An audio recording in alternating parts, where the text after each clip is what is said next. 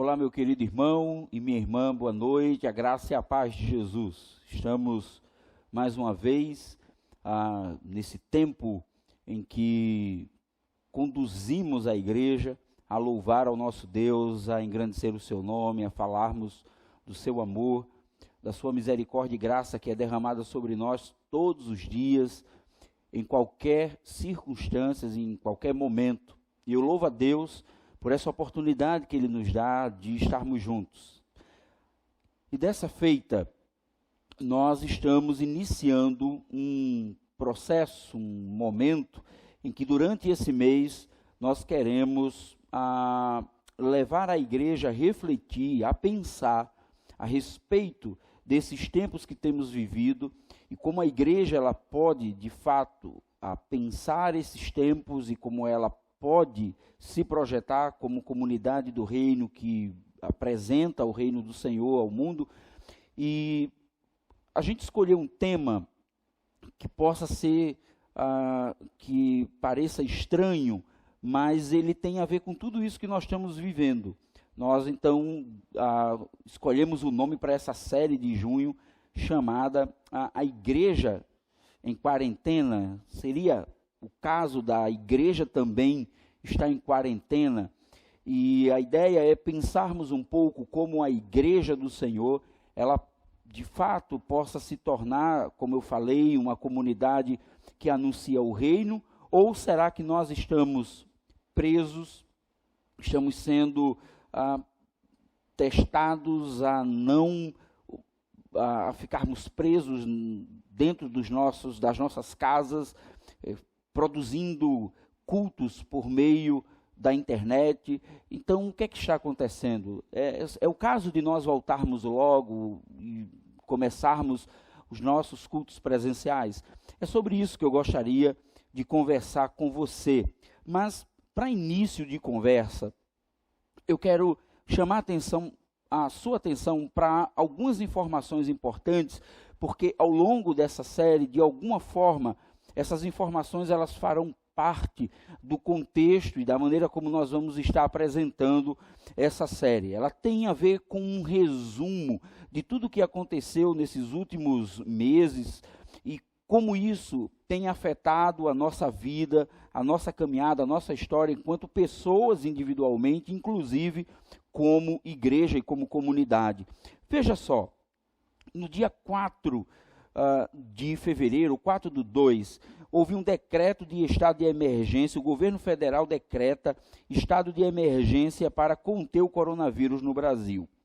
No dia 11/3, foi o início da pandemia. A OMS, ela decreta a pandemia mundial por novo coronavírus. No dia 20/3, a calamidade pública no Brasil. Entra em vigor, então, o estado de calamidade pública. No dia 26/3, primeiro caso no Brasil, coronavírus, o primeiro caso do coronavírus confirmado. No dia 4/2, houve um decreto de estado de emergência. O governo federal, ele decreta estado de emergência para conter o coronavírus no Brasil. No dia 11/2, início da pandemia, OMS decreta a pandemia mundial por novo coronavírus.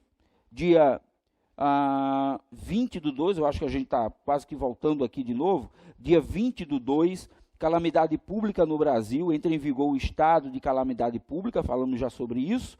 Primeiro caso no Brasil de coronavírus, dia 26/2, dia 12/3, 15 dias depois do primeiro caso no Brasil, 60 o número de casos confirmados de coronavírus.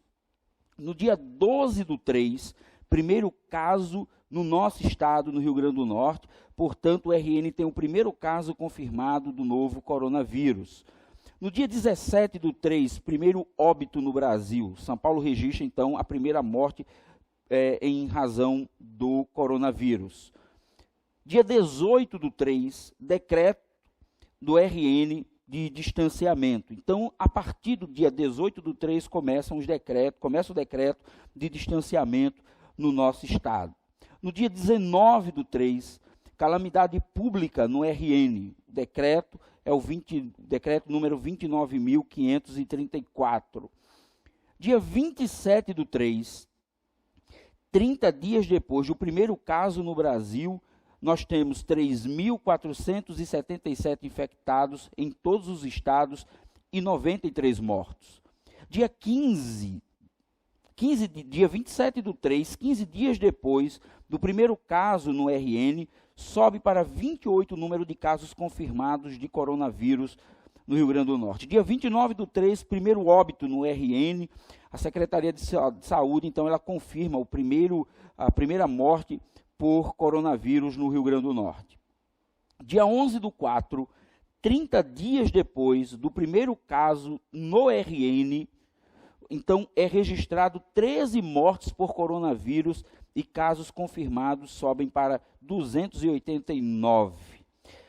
No dia 26/4, 60 dias depois do primeiro caso no Brasil, coronavírus no Brasil, registra então 61.888 casos e 4.205 mortes. Dia 11/5, 60 dias depois do primeiro caso no RN, o Rio Grande do Norte apresenta então 92 mortes por coronavírus e outras 39 em investigação, casos confirmados sobem para 1.989. Dia 31/5, 95 dias depois do primeiro caso no Brasil, é registrado 29.314 mortes, 514.849 casos confirmados de Covid-19.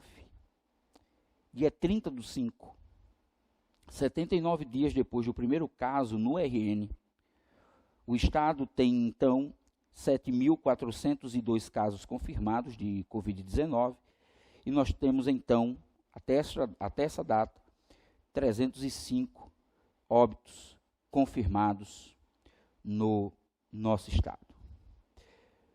Você pode estar perguntando, o que é que isso tem a ver com uma mensagem? E por que tudo isso está sendo dito, já que nós temos todos os canais de TV que informam esses acontecimentos? Porque isso tem a ver, em certa medida, com aquilo que nós vamos conversar durante esse mês. Todo esse histórico de acontecimentos, eles registram a maneira como a igreja, de alguma forma, ela vem participando desse momento tão difícil no nosso país. E eu quero que você fique muito atento, porque por mais que a gente não acredite, tudo isso tem a ver comigo, tem a ver com você, tem a ver com a minha igreja, tem a ver com a igreja vizinha, tem a ver com a igreja do bairro mais distante, tem a ver com a igreja do estado mais distante, tem a ver com a igreja do país mais distante. O que nós estamos vivendo não tem nada a ver com o nosso país, apenas tem a ver com o mundo. É um problema global.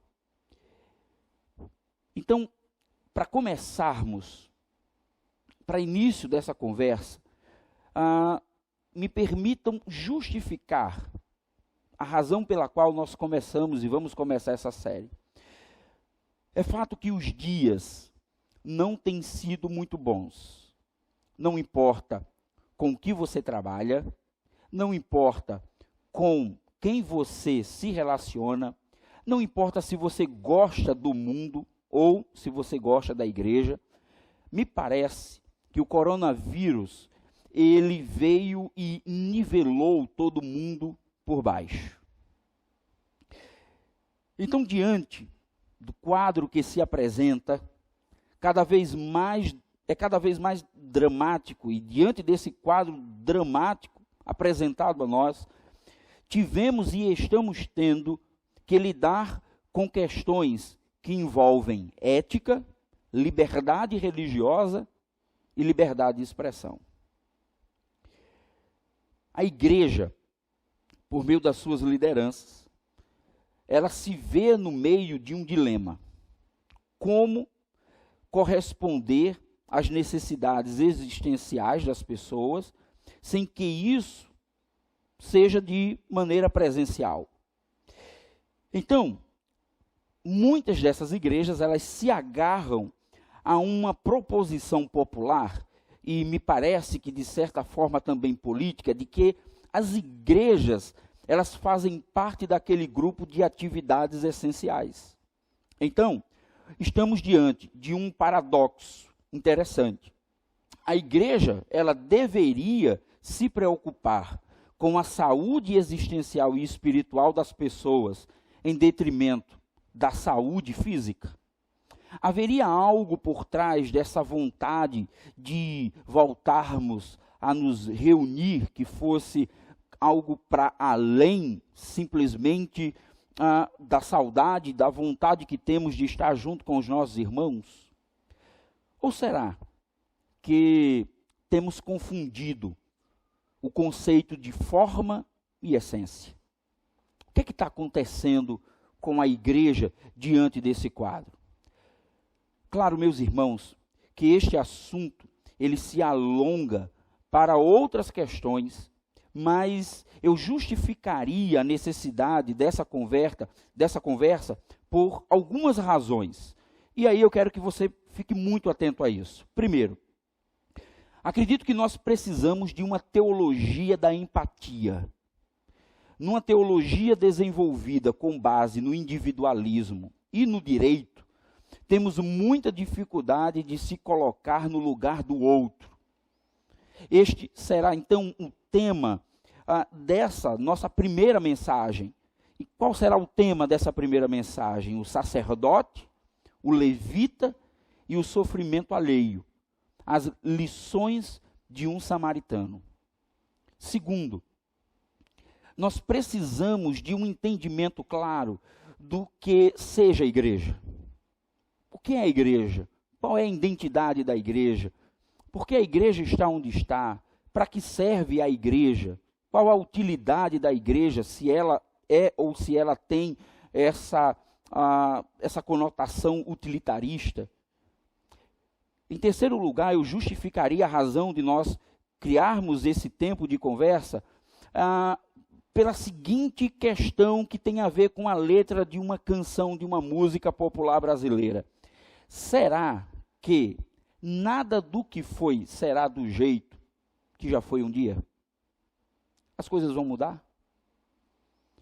Precisamos avançar em direção, e aí é a quarta justificativa, precisamos avançar em direção a mudanças que possam ressignificar o nosso jeito de ser igreja.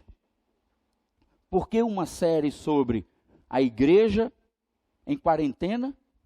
Porque acreditamos que tudo que temos vivido tem uma relação muito forte com a vida e com a experiência de sermos uma comunidade e de sermos uma igreja.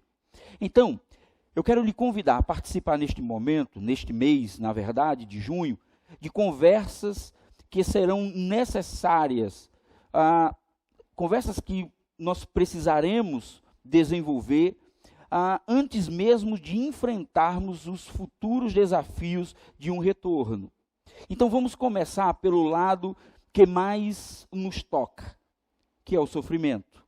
Nós vamos buscar entender e compreender a dor do outro, a dor que ele passa, a necessidade que ele tem, ou que nós precisamos desenvolver também, de ter empatia com a dor e o sofrimento alheio.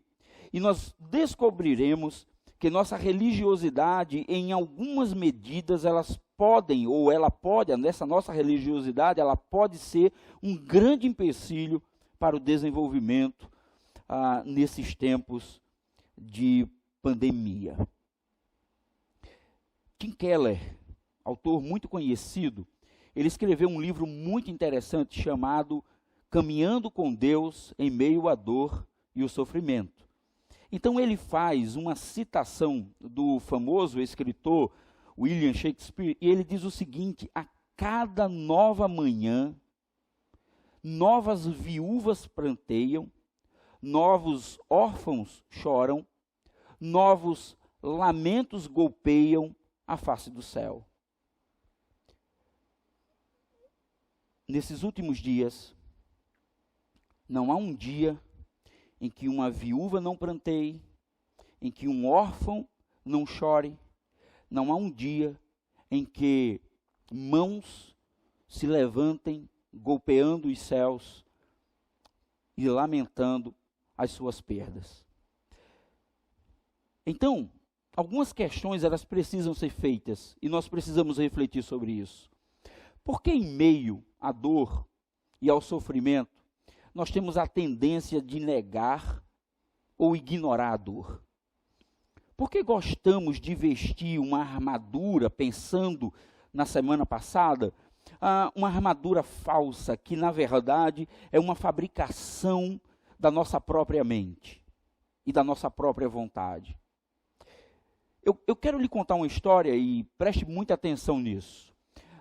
É uma história que aconteceu com Micheline, com minha esposa, que só não se transformou numa tragédia pela misericórdia de Deus. Certo dia, então, ela voltava do trabalho e foi surpreendida por 2 assaltantes. Eles anunciaram um assalto e tentaram tomar a bolsa dela.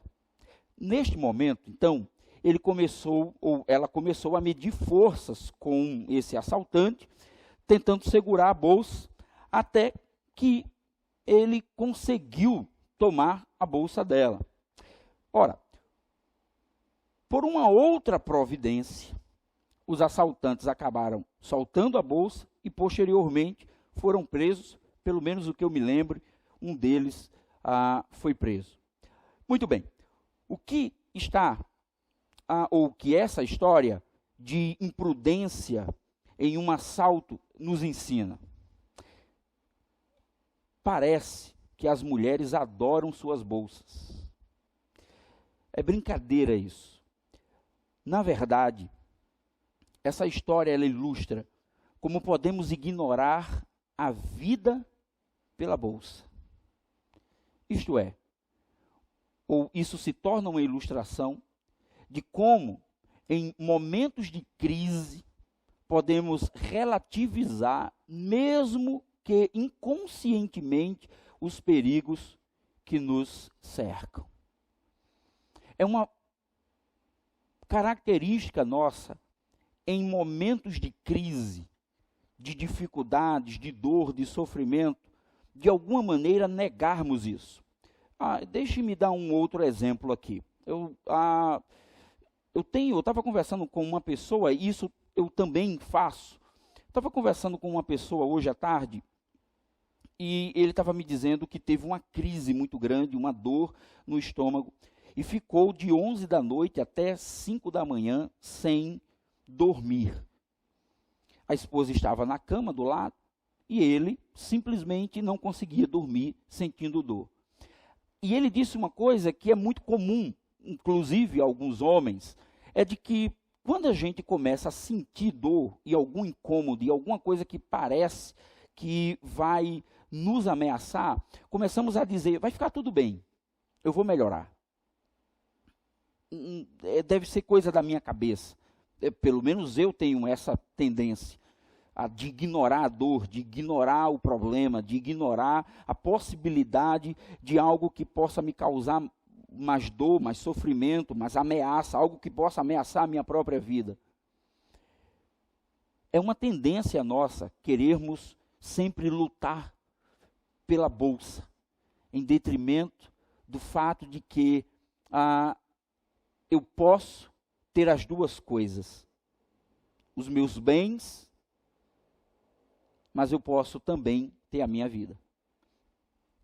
Então eu gostaria que vocês pudessem me acompanhar na leitura de um texto bíblico que vai ser um norte para a nossa conversa hoje à noite. O texto é o texto lá de Lucas, capítulo 10, do 25 ao 37.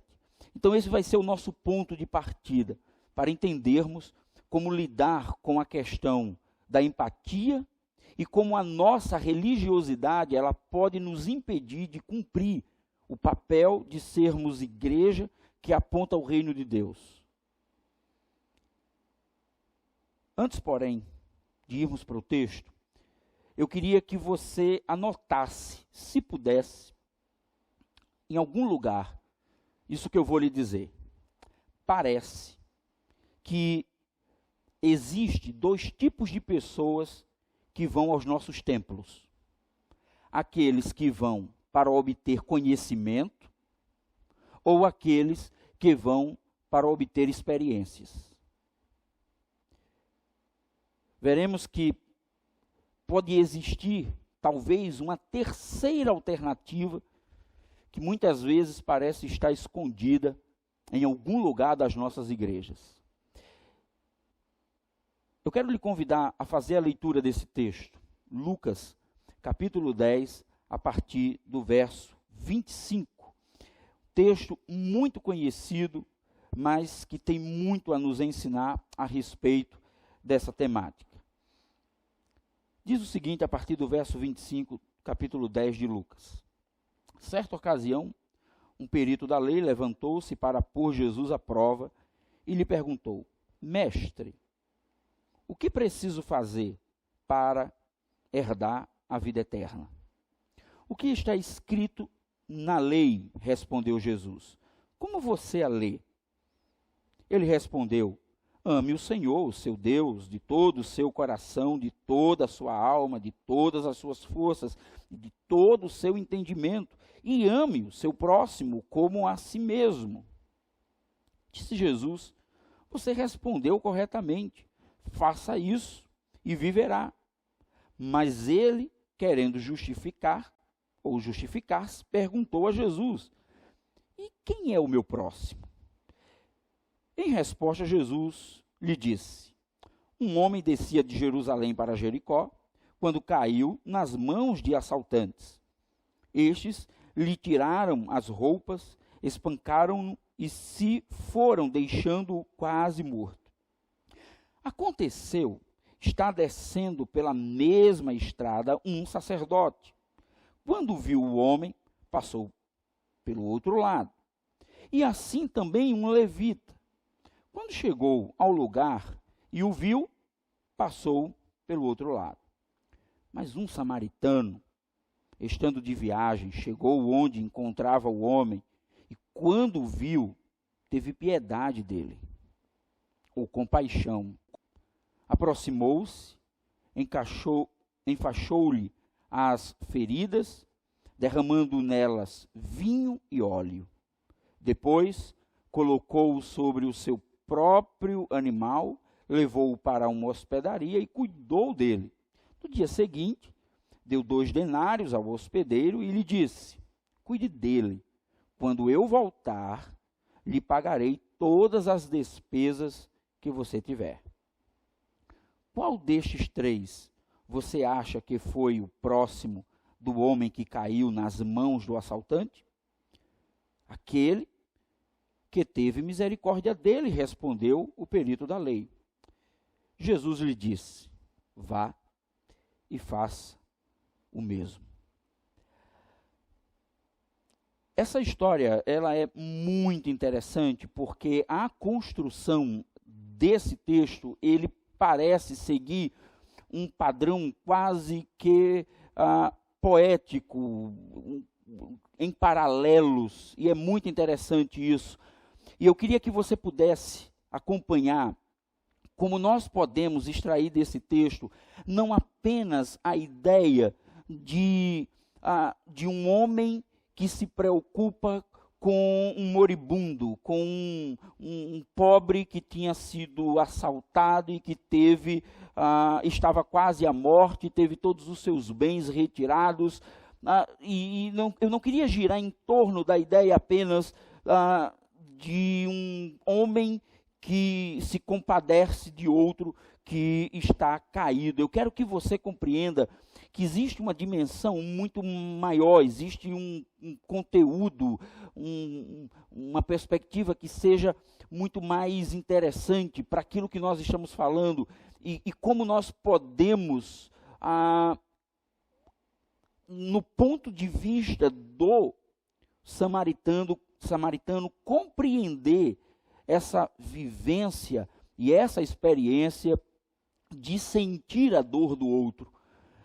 Mas muito mais do que isso, podermos perceber como isso se envolve tanto na pergunta do perito, quanto na ação do sacerdote e do levita, quanto na ação do samaritano, e enfim, nas respostas que são dadas tanto por Jesus, quanto pelo próprio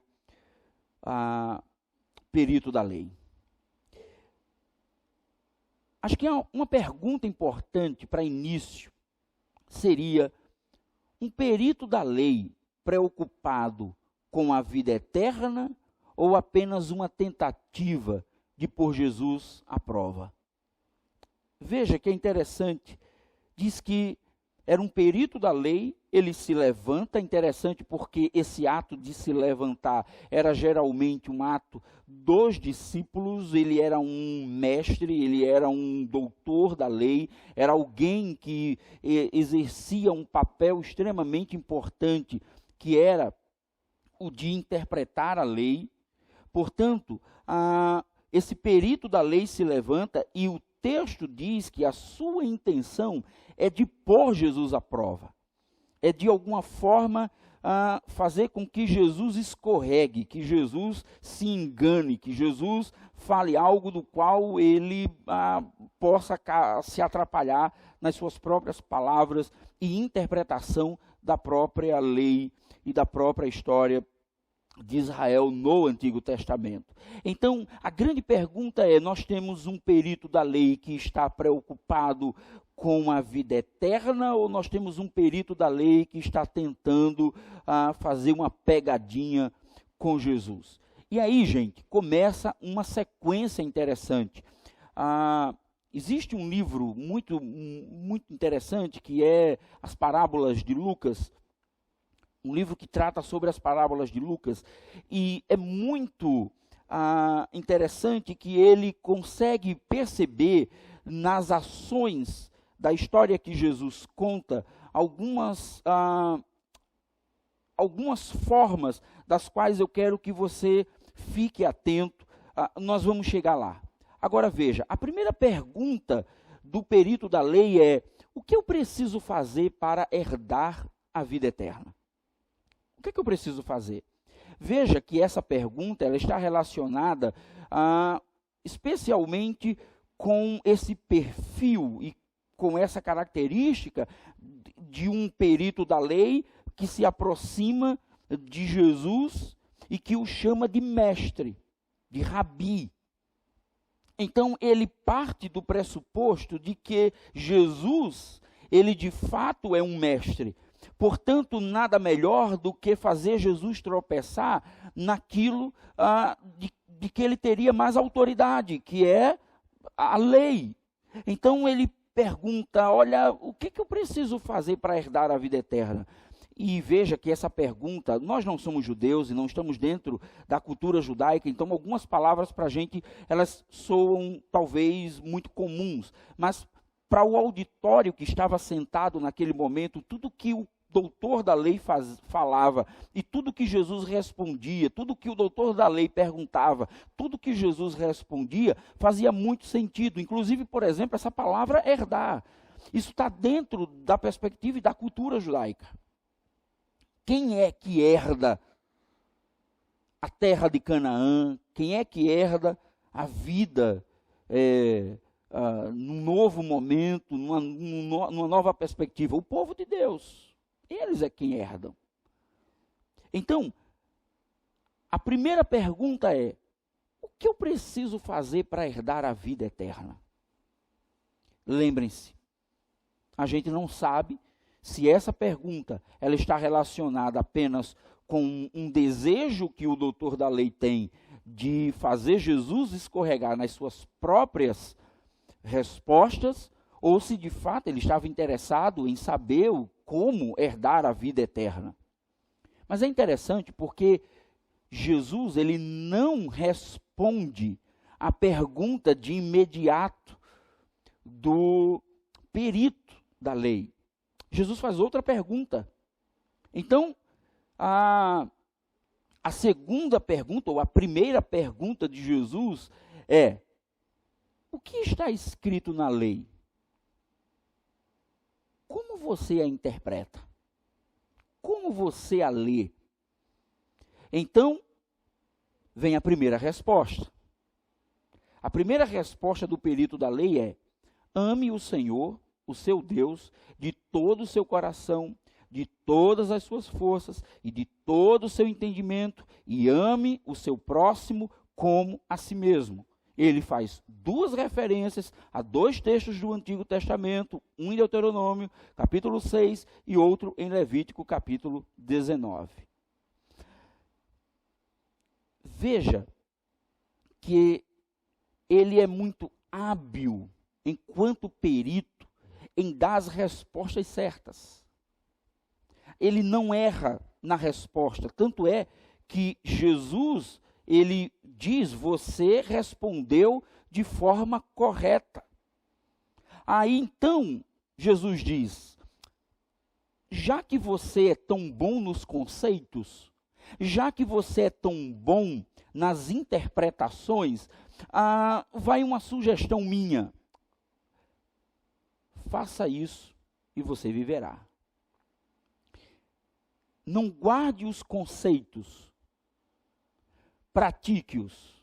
Era mais ou menos isso que Jesus estava dizendo. Agora veja que o diálogo, ele continua se desenvolvendo, e mais uma vez essa conversa em paralelismos, ela vai se desenvolvendo até que o perito da lei faz uma segunda pergunta, como quem estivesse querendo escapar da primeira, da resposta. Então, ele diz: mas, afinal de contas, quem é o meu próximo? De quem eu deveria estar próximo? Dentro da perspectiva judaica, baseado no próprio Antigo Testamento e o próprio texto de Deuteronômio, capítulo 19, verso 18, a relação do amar ao próximo, ela estava ligada diretamente ao parente, a alguém da família. Não se pensava em alguém que não estivesse dentro do contexto familiar. Quando se pensava em próximo, se pensava no pai, se pensava na mãe, se pensava nos irmãos, era a família que estava próxima. E essas pessoas seriam aqueles dos quais eu deveria cuidar e me preocupar e cumprir a lei. E cumprir a lei. Faça isso e viverá. E ele pergunta: e quem é o meu próximo? E aí, gente, Jesus desenvolve a conversa contando uma parábola, contando uma história. E essa história, para o público que está ouvindo, aquele auditório que está prestando atenção nas perguntas e respostas que Jesus está fazendo, e que o doutor da lei está fazendo, ela soa muito claro. Existe uma lógica, existe uma expectativa a respeito de como essa história ela pode concluir-se, de como ela vai terminar.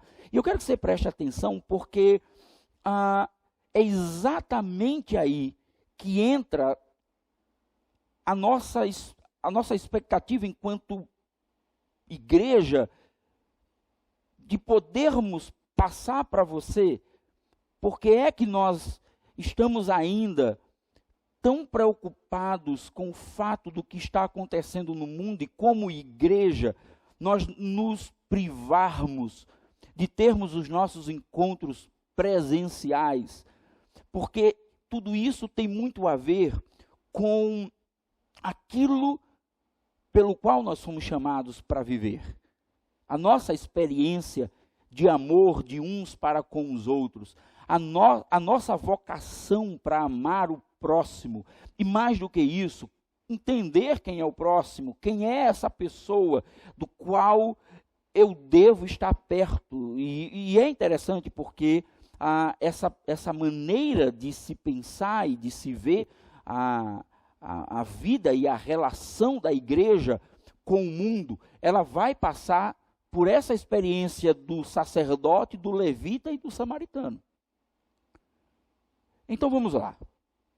Jesus diz que um homem descia de Jerusalém para Jericó e foi tomado por assaltantes que o espancaram e lhe roubaram. O texto ainda diz que eles o deixaram completamente despido. Então, Jesus desenvolve a história dizendo que veio um sacerdote. Veja, eles estão saindo de Jerusalém, indo para Jericó. Provavelmente, o sacerdote, ele terminou o tempo e o período que ele tinha do serviço no templo. Então, ele está voltando para Jericó, que talvez seja a cidade onde ele morava. Existia um caminho, e esse caminho ele é muito conhecido, inclusive, recentemente, se tem histórias de que seja um caminho realmente perigoso, onde existam assaltantes, é um lugar muito perigoso para aquelas pessoas que fazem esse percurso. Ora, o sacerdote, portanto, ele está voltando. Quem é o sacerdote? O sacerdote, ele é a pessoa ou uma das pessoas mais importantes na adoração do templo. Ele fazia parte da aristocracia judaica, uma pessoa de muitas posses. Provavelmente, o sacerdote, quando ele está voltando, ele está indo pelo caminho, ele tem uma condução, ele tem um animal, o qual ele vai montado nesse animal. Ele não está a pé, provavelmente, por causa das suas condições. Ele era uma pessoa que tinha riqueza, era uma pessoa que usufruía do templo, usufruía das benesses, usufruía do dízimo daquilo que era entregue dentro entregue ao templo. Então, esse sacerdote, ele tem todo o conhecimento, todo o entendimento daquilo que a lei exigia. Não se esqueça, o perito da lei está perguntando para Jesus o que é que ele precisa fazer para herdar a vida eterna. Jesus vai fazendo outras perguntas, ele vai respondendo, Jesus responde, até que Jesus apresenta para ele uma história da qual esse perito da lei ele vai compreender muito claramente. Interessante, porque a história não diz quem era a pessoa que estava caída no chão. Provavelmente um judeu, tudo indica que era um judeu. Bem, estão seguindo. Diz que o sacerdote, ele olha para o homem e passa pelo outro lado e segue caminho. O sacerdote, ele tinha o conhecimento de todo o serviço dentro do templo. Ele entendia que ele não podia, se aquele homem por acaso estivesse morto, ele não podia tocar naquele homem. Ele entendia que seria uma perda de tempo, ele se tornaria impuro, ele teria que talvez pagar para poder resolver a questão, porque ele estava imundo, então ele tinha que ficar puro novamente. Então existiam sacrifícios que eram exigidos para isso. O sacerdote, ele olha e vai embora. Ele ignora a condição daquele homem. Mas ele era um homem do templo. Ele era um homem do serviço. Ele era uma pessoa que era chamada para servir. Mas a história continua dizendo que logo em seguida veio um levita. E provavelmente o levita, pelo que se entende do momento, ele viu o sacerdote. Então, de alguma maneira, o levita, ele se aproxima do homem, mas vai para o outro lado. E quem é o levita? Estava, por assim dizer, ou ele era, por assim dizer, alguém com um cargo mais abaixo do sacerdote. Também tinha responsabilidades com o templo. Era alguém que servia no templo. Veja, o sacerdote e o levita eram pessoas que serviam no templo de Jerusalém. Eles tinham funções, eles tinham atividades, eles tinham características, as suas vidas eram voltadas, as suas vidas, elas eram vividas para o templo. E aí, Jesus diz que tanto o levita quanto o sacerdote passam distante do homem que está caído no chão. Talvez o sacerdote pensou, é muito gasto, eu não vou gastar dinheiro com esse homem. O levita, por ser mais pobre, disse, significa dizer que se eu tocar nele, eu vou ter que sacrificar para poder me tornar puro novamente. Então, vamos deixar para lá. Não vamos nos preocupar com isso. Então vem o samaritano. Este é o herege. É a ralé, desprezado pelos judeus. A Mishnah, que é um comentário do Antigo Testamento, que é um comentário judeu do Antigo Testamento, ele dizia o seguinte: aquele que comer o pão dos samaritanos é como aquele que come a carne de suínos. Você sabe que o judeu, ele não podia comer carne de porco. Eles odiavam os samaritanos. Era uma gente desprezada. Era uma gente que estava à parte. Mas temos aqui algo que, com certeza, as autoridades judaicas não esperavam. Um samaritano. Imagine você, um judeu, estar sentado, ouvindo Jesus contar essa história, um diálogo entre um perito da lei e o mestre Jesus.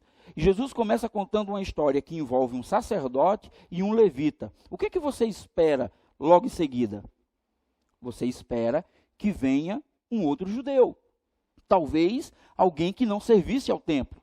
Talvez alguém que não estivesse dentro do templo, servindo no templo. Talvez alguma pessoa comum, uma pessoa normal, uma pessoa do cotidiano. Talvez um adorador, aquele que saía da sua terra para adorar em Jerusalém. Uma pessoa comum. Então, quem está assistindo e ouvindo a história, ele espera que, de alguma forma, venha outra pessoa. Então, quando Jesus diz um samaritano, eles podem ter ouvido e dito, um samaritano? Por que não um judeu comum? Um cidadão que veio adorar em Jerusalém? Agora pense o samaritano. Por que me envolver com este judeu caído, se o sacerdote e o levita não se preocuparam com ele? Se a sua própria gente não se preocupou com o que ele está vivendo, com o que ele está passando, com esse momento em que ele está largado no chão, todo quebrado, todo maltratado, sem nada, sem recursos, por que, se os seus compatriotas não se preocupam com ele, por que eu, que sou odiado pelos judeus, deveria me preocupar com esse homem? Agora vejam o trato que este samaritano, ele tem com esse homem caído à beira do caminho. O que ele usa para aliviar os ferimentos do homem. O texto, ele afirma, e isso é muito interessante, que o samaritano, ele, no verso 34, ele diz, aproximou-se, enfaixou-lhe as feridas, derramando nelas vinho e óleo. Olha que coisa interessante, um comentarista bíblico, ele identificou que o vinho e o óleo, eles faziam parte daquilo que era oferecido no templo. Os elementos que são colocados nas feridas do homem caído no chão eram os mesmos elementos que eram utilizados dentro do templo. Vejam os cuidados de pós-socorro. Deixa o homem hospedado, paga pelos cuidados e ainda paga por alguma coisa a mais que ele possa usar e diz, e qualquer coisa eu voltando, e essa é uma expectativa interessante, ele diz que volta. Eu quero que você entenda isso, porque para minha mente brasileira, com essa cultura que nós temos, talvez eu não consiga, e talvez você não consiga, captar de maneira muito clara o que está acontecendo aqui. Há quem diga que Jesus foi muito corajoso. Há quem diga que Jesus, ele foi muito corajoso.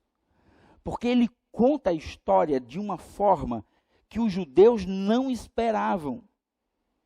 Eles achavam e acreditavam que o que estava acontecendo, a situação, ela envolvia, acima de tudo, uma relação de um judeu com outros judeus, com um sacerdote, com um levita, e que essa relação ela deveria se desenvolver com outro judeu e não simplesmente com um samaritano. Então, a grande questão que é colocada e que nos surpreende é: como é possível, então, Jesus contar essa história para um público judeu? É muita coragem. E aí eu fiquei tentando imaginar algo dentro da nossa própria realidade que pudesse expressar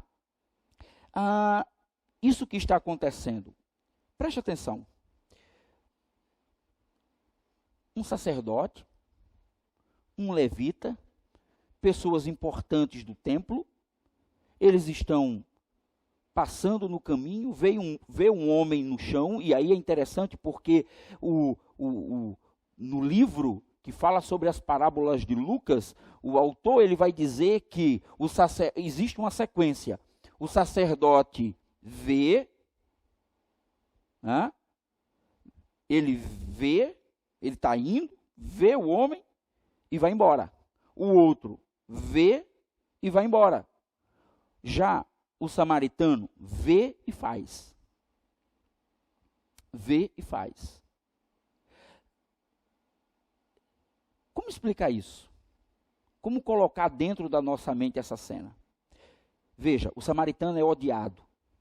Ele encontra um homem caído no chão, ele pega esse homem, coloca na sua condução, ele conduz esse homem até uma cidade que provavelmente é uma cidade judaica. E aí, esse homem, ele entra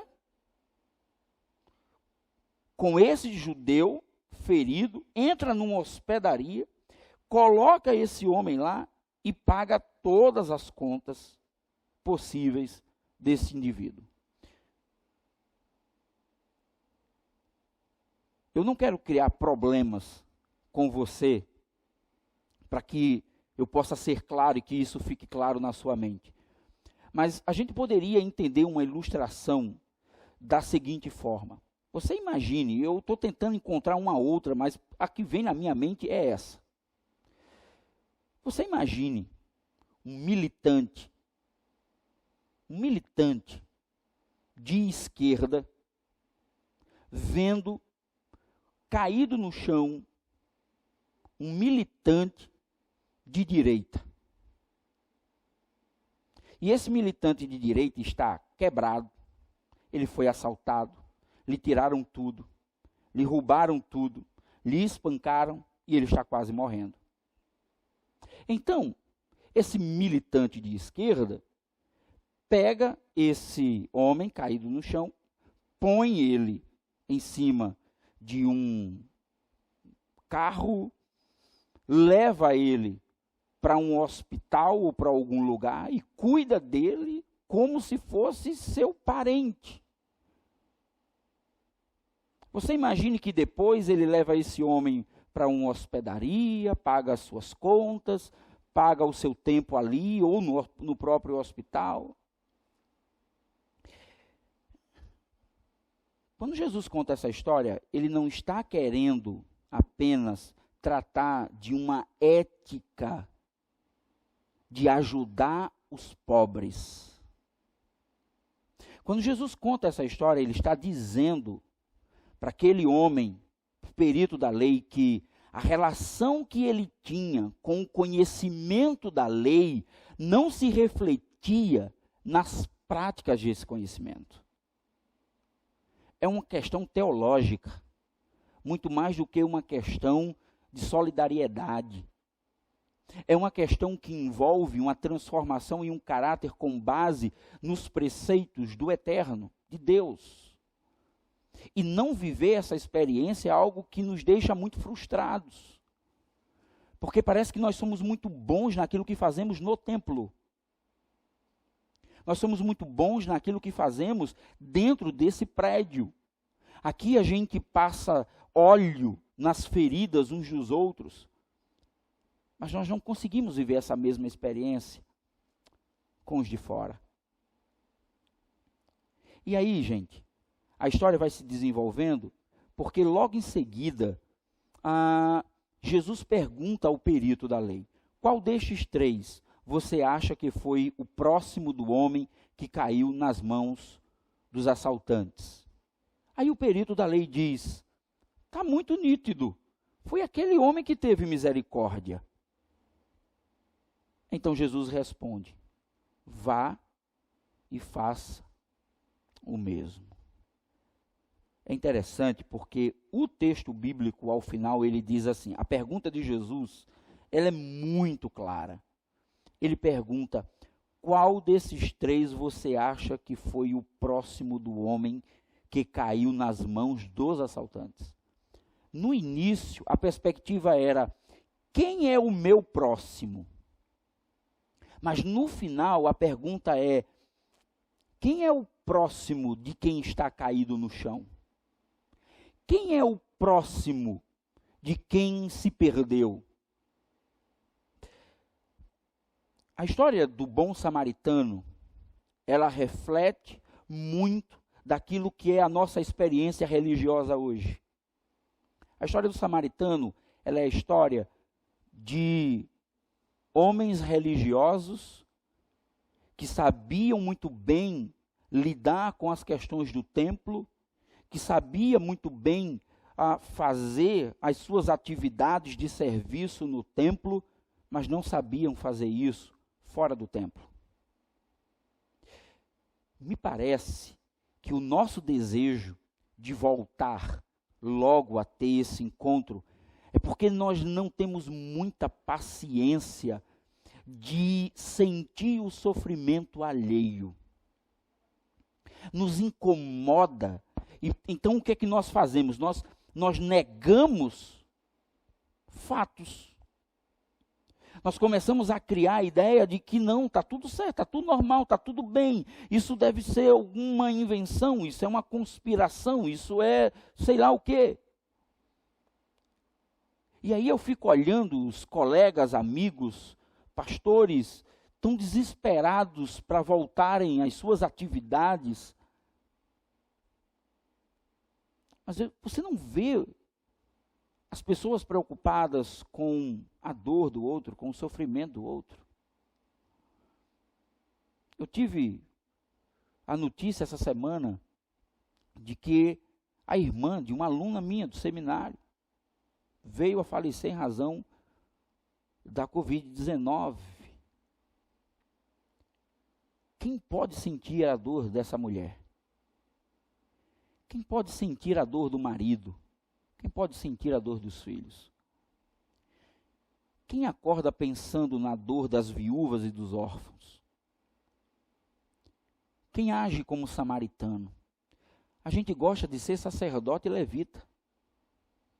A gente gosta da adoração no templo. Mas a gente não sabe usar os elementos de adoração do templo no cuidado de pessoas fora do templo.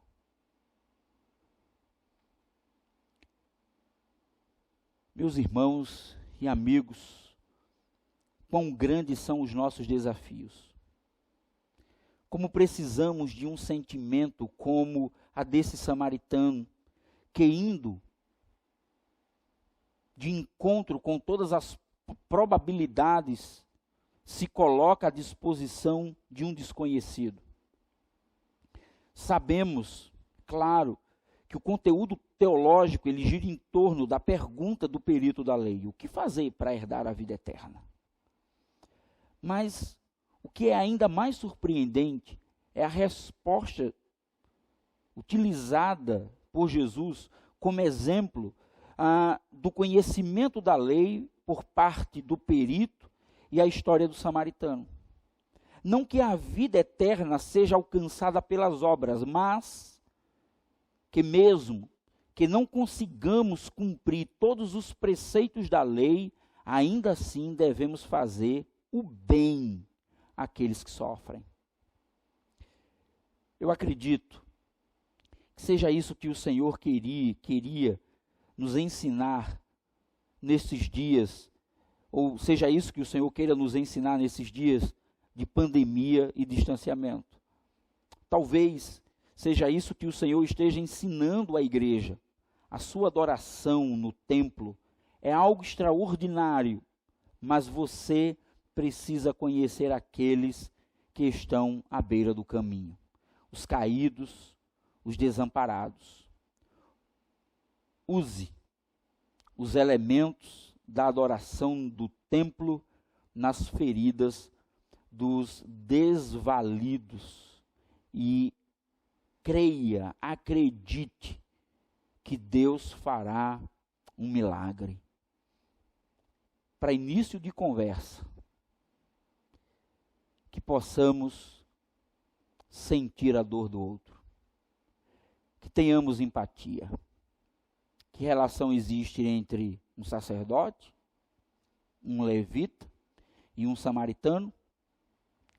É que parece que aqueles que são os detentores da religião estavam muito mais preocupados com a sua religiosidade e as suas atividades no templo.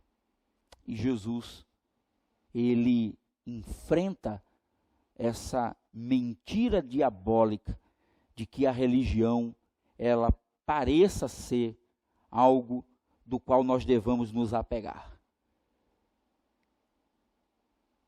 Eu quero convidar você para orarmos juntos e para pensarmos nos grandes desafios que o Senhor tem para as nossas vidas durante esse tempo.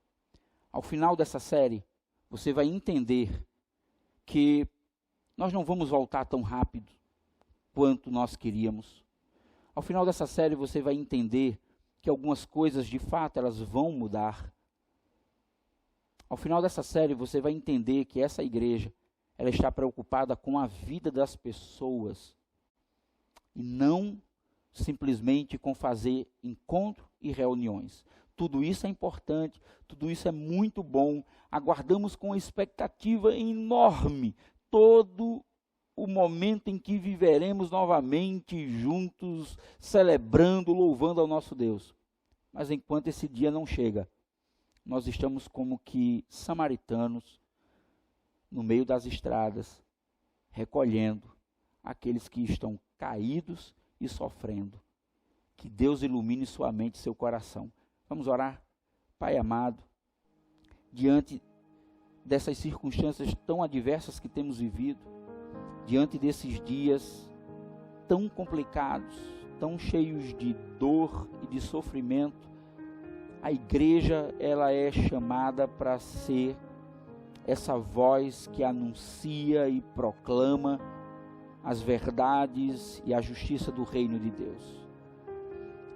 Senhor, nós te pedimos que o Senhor encha o nosso coração de alegria e de paz, e de certeza e de vigor, que possamos de fato ter confiança na Tua palavra santa, na Tua palavra de amor, mas acima de tudo, que possamos fazer com que essa palavra se transforme em atitudes e ações que transformam a vida das pessoas. Assim eles crerão que o Teu povo é um povo que anuncia e que proclama o Evangelho de Jesus por meio de palavras, mas por meio de atitudes e ações.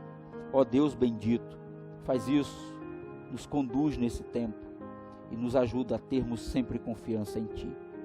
É o que nós te oramos em nome de Jesus. Amém e amém. Queridos, para concluir, nesta caminhada em que estamos tentando nos acostumar com uma vida mais isolados uns dos outros, em que nos sentimos inseguros, tristes, ansiosos, apreensivos, eu queria que esse tempo de celebração ele fosse concluído com todos nós meditando na letra dessa canção que vai ser cantada agora, que chama e que se diz Rei do meu coração. Não importa se o samaritano ainda não chegou, não importa se você ainda não recebeu socorro, acredite, o Rei do nosso coração, Ele tem cuidado de nós em todos os momentos. Que Deus lhe dê uma semana cheia da sua graça, cheia do seu amor e da sua misericórdia. Nos encontramos semana que vem para mais um tempo de reflexão. E a pergunta é: a igreja está ou não está de quarentena?